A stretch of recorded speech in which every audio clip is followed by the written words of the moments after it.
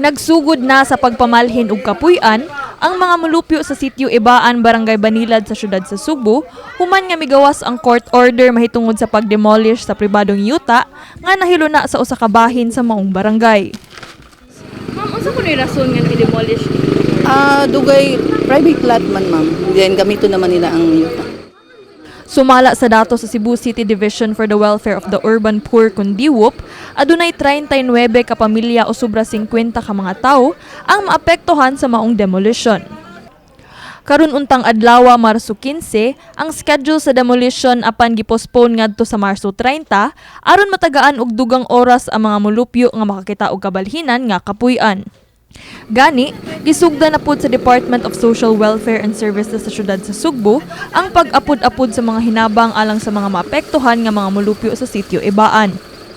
Apan wala pay siguro kung aduna bay tabang pinansyal nga madawat gikan sa opisyales sa Barangay Banilad. Nanghatag mig ayuda kay base ato ang kung natay mga kanang gidemolish nga court order, court order, then ang katong mga affected families ato tong siyang tagaag ayuda bali pabawon sa ilaha. Wala tay gihatag nga financial kundi bugas nga 25 kilos o katong assorted nga canned goods. Kani ato ang ayuda is gikan gini sa Cebu City Government ni Mayor Michael Rama o sa tanan Cebu City Councils. Sa pagkakaroon di gud ko ka-answer ana kay kini man kung gidemolish karon is ang yuta private. So ang barangay di gud ka promise ug unsay ang matabang basta ang taga-DIS na nagsalig kami nila.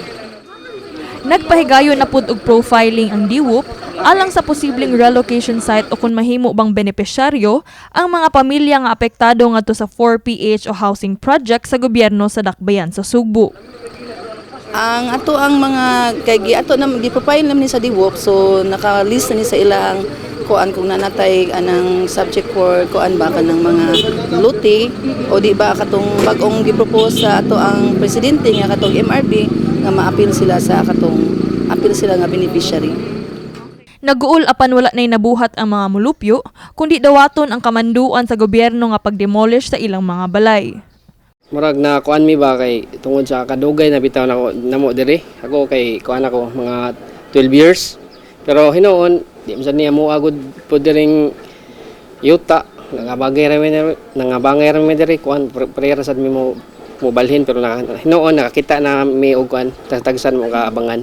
Nag-uol nalipay nga demolish mi kay dugay-dugay na ang among pagpuyo diri.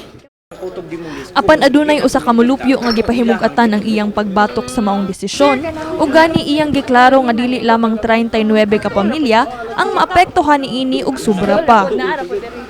Kanang 39 no gibasihan na nila sa lista no na lapas pa 39 kog maka-sure ko na nga lapas pa kay ngano ang katong mga pag-abot diri sa lista katong mga wala diri wa na lista o katong mga moingon ta nga call center nga gabi ra sila mogawas og pagkakadlawon manguli wa mi kailan na nila nya karon naiwa natagan og ayuda kay wa man sa lista puting gola gyud kay demolish man nya naglibog mi kay ang naitabo is ang i-demolish katumang persona nga si Josephine Martin unya og ang structure niya kay dili man mi si Josephine dili sad ang structure ni Josephine among gipuy-an kay kami may nagpatukod sa among structure wa sad mi nagabang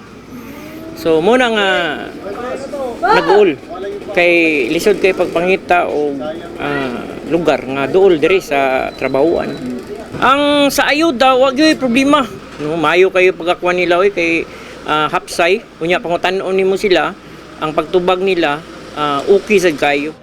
Kini si Queenie Holigon alang sa My TV Cebu.